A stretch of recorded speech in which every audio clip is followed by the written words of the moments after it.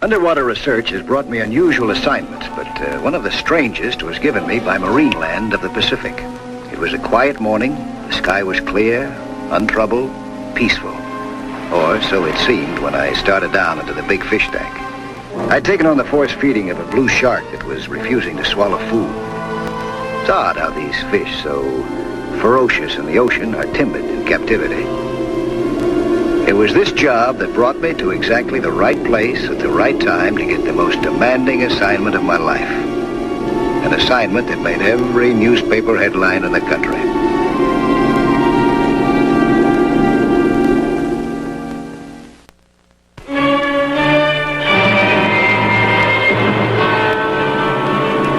I was at the bottom of the Marine Land tank feeding the shark when I felt an unusual vibration. Must have come from outside the tank. I surfaced to investigate. It was the sonic boom of a jet. It's kind of funny how the jet pilot's problem survival was the same as mine. Oxygen taken for granted at sea level, but a vital concern at 40,000 feet up, or 40 feet down. But at the moment, his welfare was being looked after by a control boat offshore. It was monitoring his flight. He came out of that dive pretty low.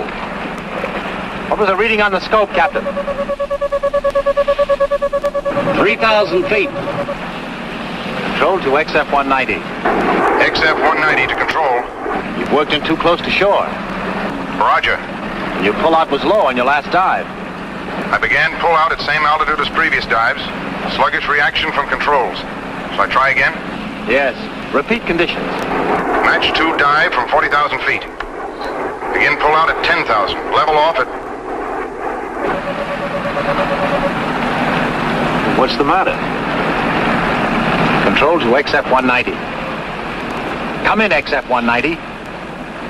Control to XF-190. Acknowledge. You see him? Just about.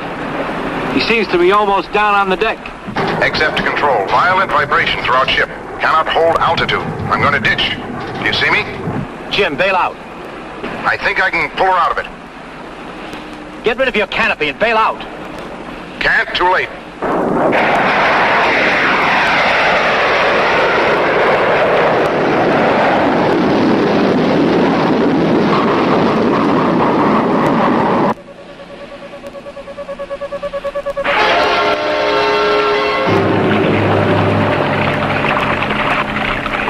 Where did he go in? 275 degrees. 275 degrees. Go, Captain. Get the office on the radio phone.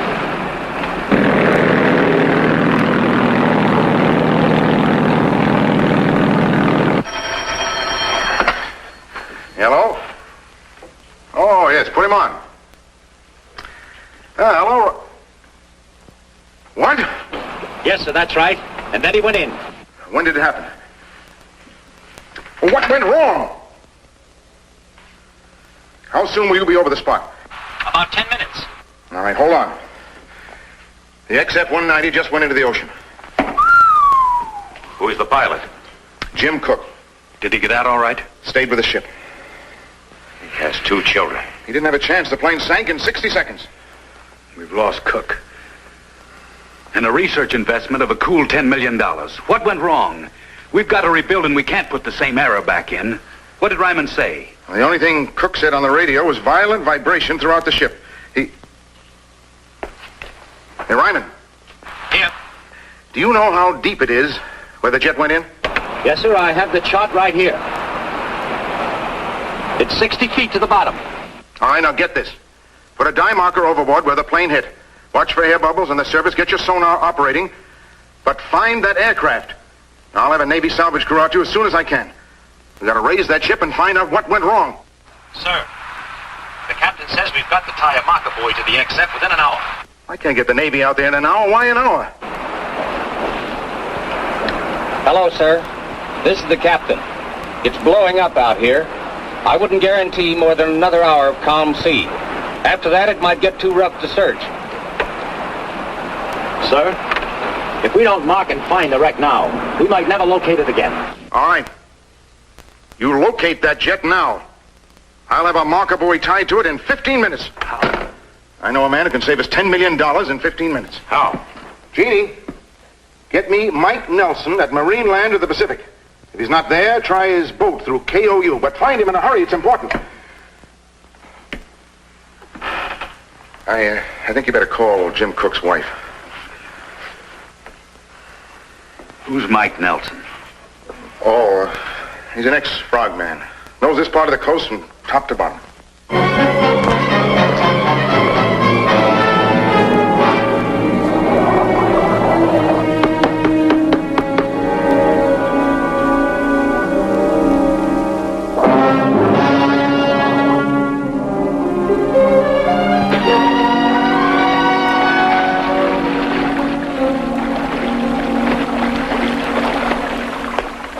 Get with it. What's the big rush? Door Aviation wants you in a hurry. One of their jets conked out at sea. Oh? Now, what do they want me to do? Get out on the hook on the marker buoy? Yeah, it's 6 miles out, 60 feet down. They say what happened to the pilot? Did he bail out in time? He went down with the jet. Those test pilots, they really have it rough. I'll take sharks any day. Now, let's see. Better give me an extra lung. Yeah? And I'll need the underwater phone. Right. I'll go get dressed. No, you don't have time. I told them you were in the tank. They said, come as you are. They've got a helicopter on the way to pick you up.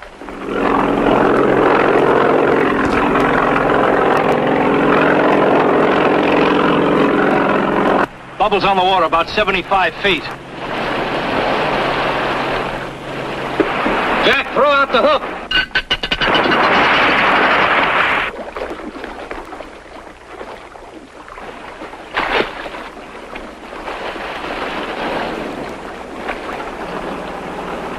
That's half the battle. Thorcopter to Thor control boat. I'm approaching you at 500 feet, 1 mile east. I have Nelson aboard and ready to dive. Request instructions. We're right over the XF-190 now. Can you put Nelson aboard us? We'll put him alongside. Out.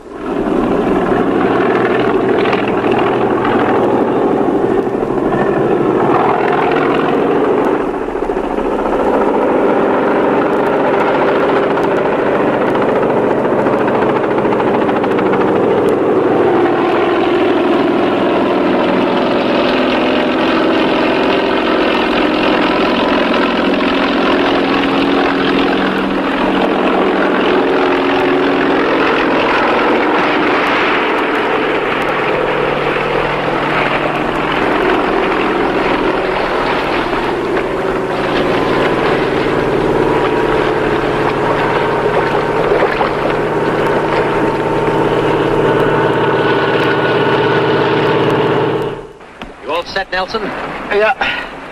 Well, it sure looks like it won't be much trouble finding that jet of yours. All I'll have to do is follow those bubbles down.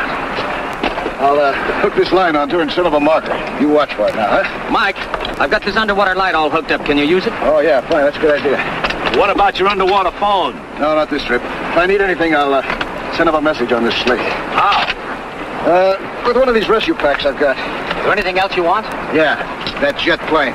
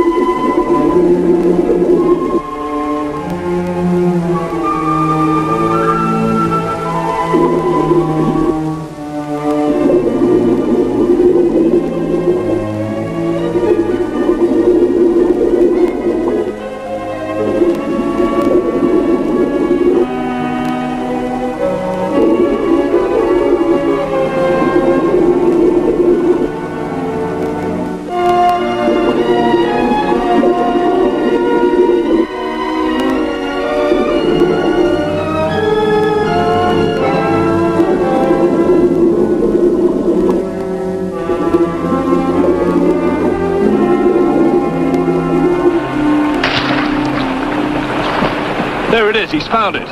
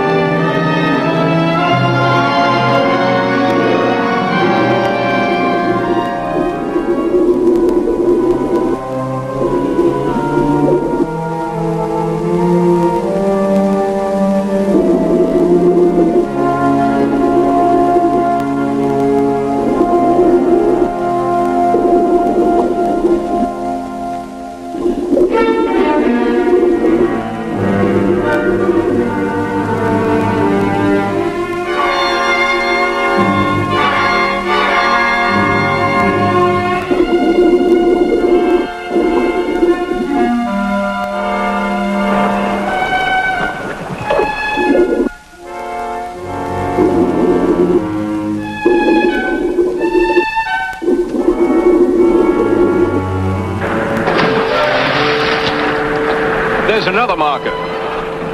Looks like a slate. Get the boat hook.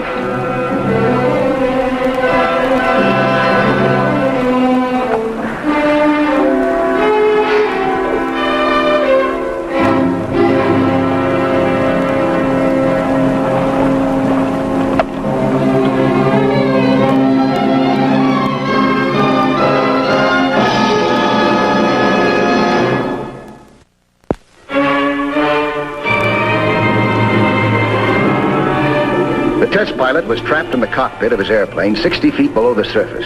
He would die unless I got him out. He had only 15 minutes of oxygen left. But how could he be saved? Could I get him out alive? The odds were impossible, but something had to be done.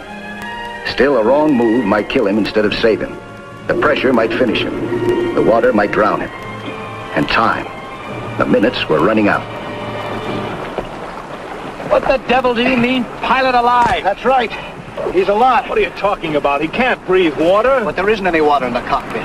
The seal didn't break. His canopy is jammed tight. And he's surviving in his oxygen mask. Impossible. No, it's possible. We gotta work fast if we're gonna save him. He's only got about 15 more minutes of oxygen left. Now think. How are we gonna get him out? Rip off the canopy, haul him out, bring him up. From 60 feet, he'll drown before he reaches the top. No, I think I can take care of that with the extra lung that I brought along. But what's gonna happen to him when I pry off that canopy? When the sudden pressure at 60 feet hits, will it finish him? Well, I'm afraid that's a chance we're going to have to take. What other way is there? How about bringing the whole plane out? You got a winch and cable, haven't you, Captain? Yes, but it won't lift more than 3 ton. How much does a jet weigh?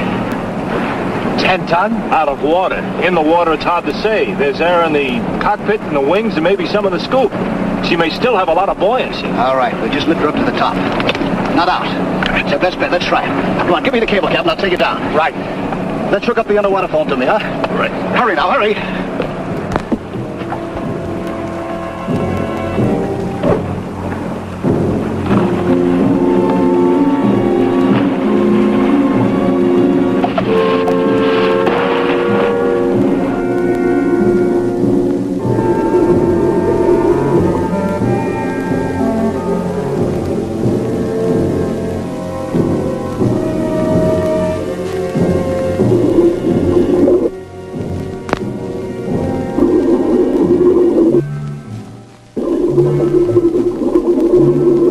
Gonna need a lot of luck.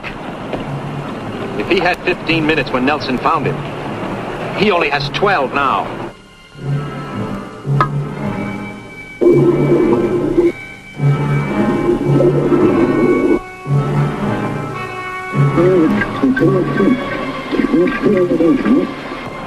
He says to take in the slack. All right, bring the slack in a little bit.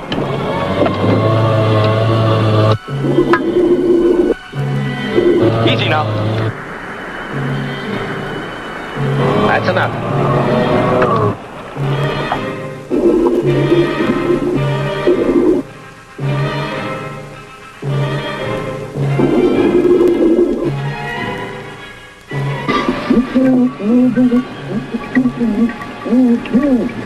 He said to start hauling in. Easy.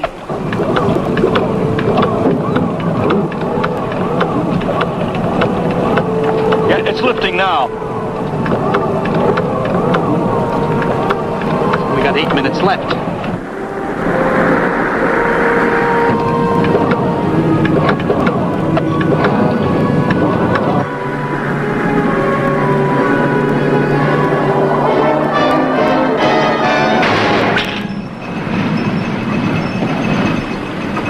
What happened, Captain?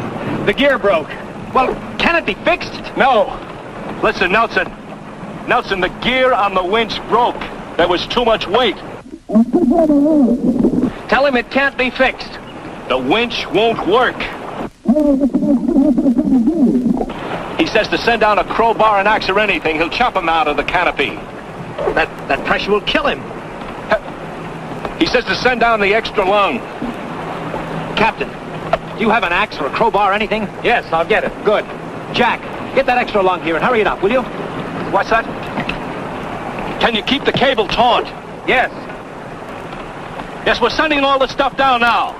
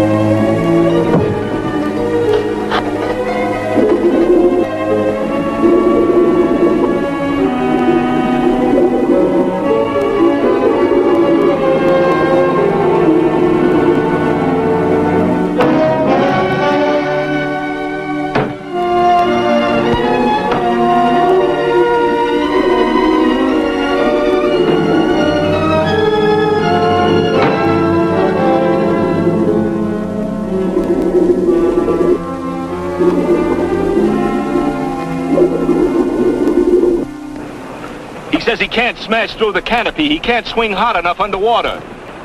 Tell him to pry it off. He's already tried that. What? He wants to know if you got some kind of cutting torch aboard. Captain? Yes. Good, then get it. Right. Tell him to come after it.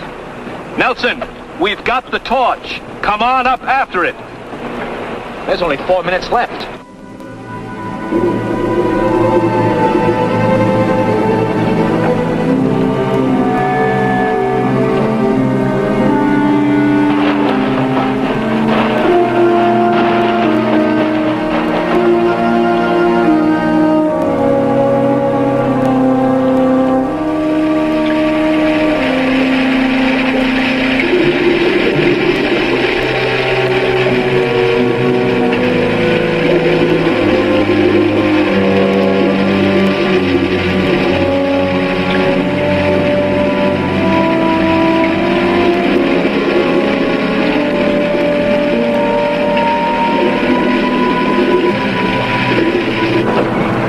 Won't let him use the torch. He's pointing to bubbles inside the cockpit.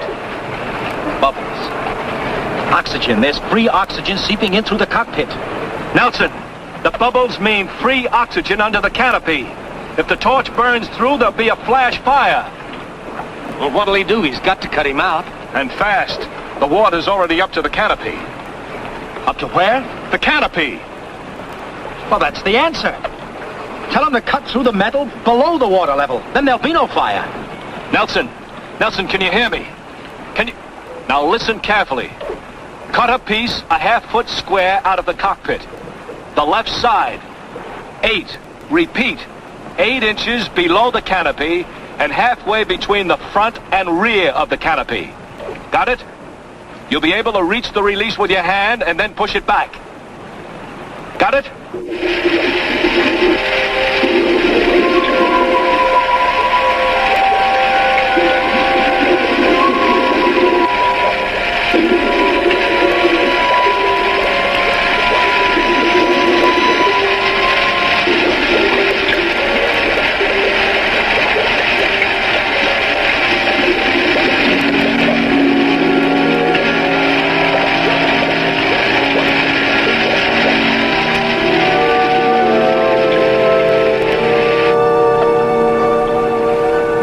says he's almost finished.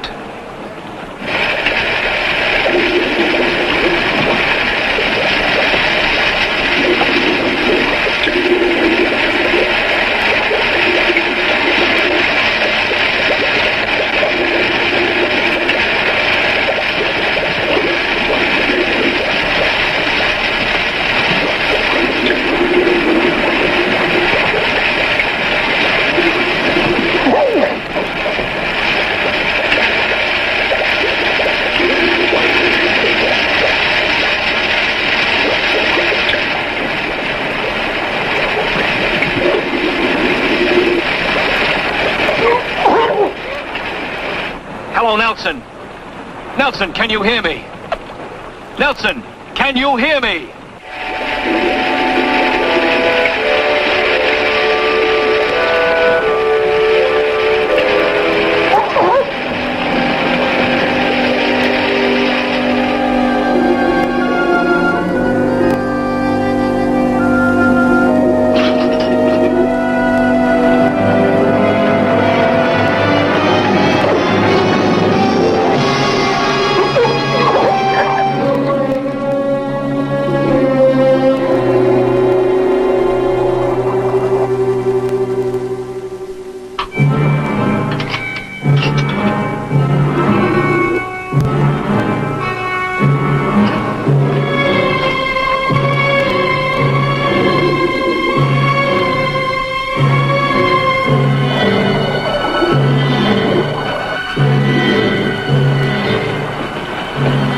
Still nothing.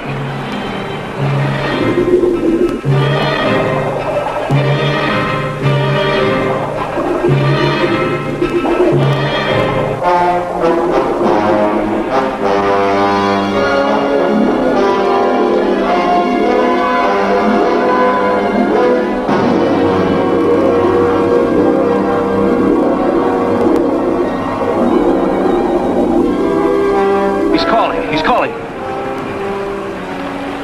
Say that again, Nelson. Say that again. He says to haul Jim up. To haul him up. He's tied him to the marker buoy line. There's a chance he may be alive. Haul that white line in.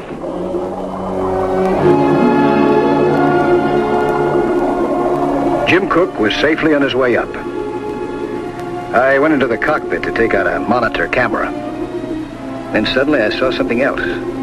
Something that Cook might want. A pair of baby shoes.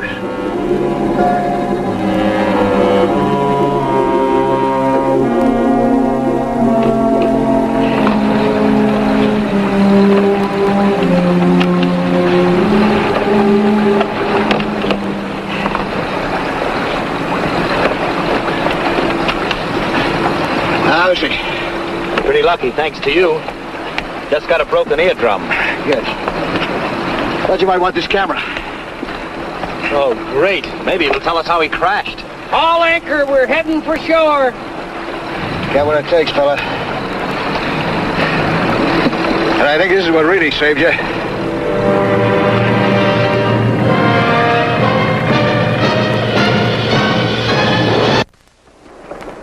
Hi.